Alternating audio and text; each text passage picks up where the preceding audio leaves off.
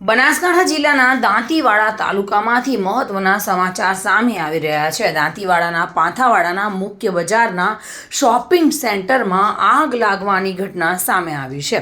Panthawada LS plaza shopping સેન્ટરમાં અચાનક આગ ભભૂકી ઉઠી હતી।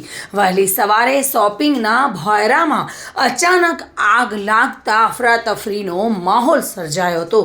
જો કે આગના બનાવને લઈને લોકોના ટોળેટોળા ઉમટી પડ્યા હતા। આગના બનાવને પગલે ફાયર ફાઇટર ઘટના સ્થળે પહોંચ્યું હતું અને આગને લઈને ભારે નુકસાન થયું હોવાની ભીતિ પણ સેવાઈ રહી છે।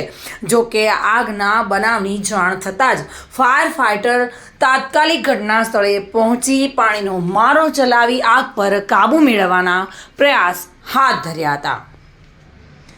જો કે આગ લાગવાનું કારણ હજુ પણ અકબંધ છે। બલસી દરબાર સાથે bureau report, today Gujarati news.